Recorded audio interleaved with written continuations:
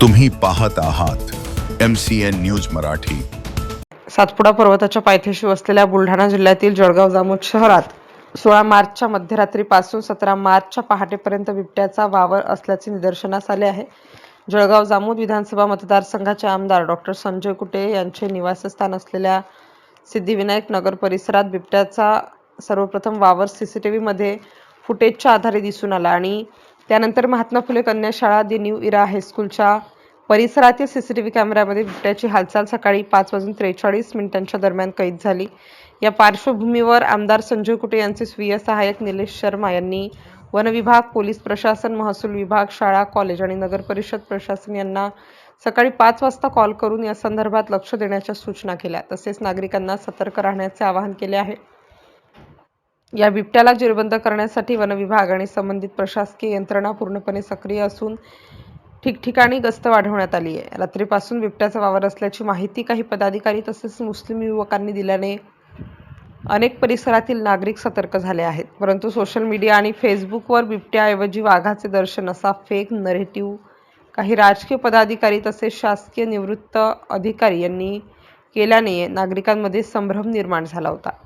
याबाबत शहरात वाघ की बिबट्या याबाबत आमचे संपादक राजीव वाढे यांनी वनपरिक्षेत्र अधिकारी निलेश काळे यांच्यासोबत संपर्क साधला असता त्यांनी MCN न्यूज मराठीला दिलेल्या प्रतिक्रियेत सोशल मीडियावर कोणत्याही निराधार माहितीवर किंवा अफवांवर विश्वास ठेवू नका। काही संशयास्पद हालचाल आढळल्यास तात्काळ प्रशासनाशी संपर्क साधण्याचे आवाहन केले आहे।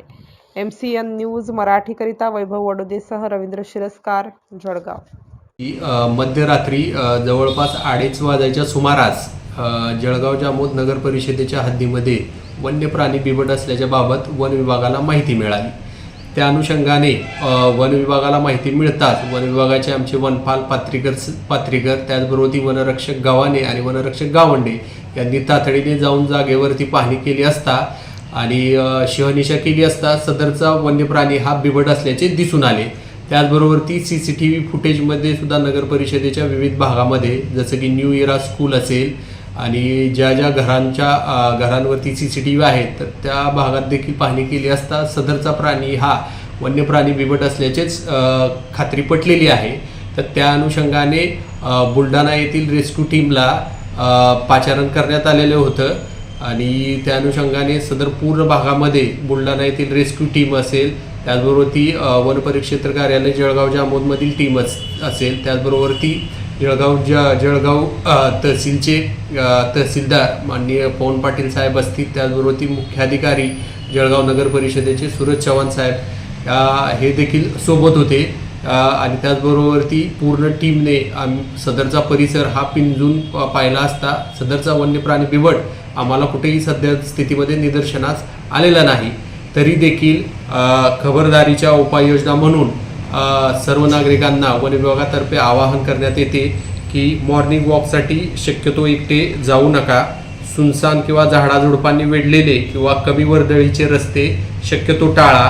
पहाटे किंवा रात्री बाहेर पडताना टॉर्च किंवा मोबाईल लाईट सोबत ठेवा। लहान मुले आणि पाळीव प्राणी घराजवळ सुरक्षित आणि बंदिस्त ठिकाणी ठेवा। शेताकडे किंवा गावाबाहेर जाताना 2 ते 3 जण आपण एकत्र जावे। कुठेही बिबट्याचे दर्शन झाल्यास त्वरित वन विभागाला माहिती द्या आणि वन विभागाकडून कळकळीची विनंती आहे की आपण कुठल्याही अफवा या ठिकाणी पसरवू नका आणि जर असं कुठंही कोणाला खात्री नसेल तर वन विभागाशी आपण तात्काळ संपर्क साधावा। वन विभाग हे तत्पर आहे आणि आपल्या मदतीसाठी सदैव हे तत्पर राहील याची देखील वन विभागाच्या माध्यमातून आपणास ग्वाही देण्यात येते।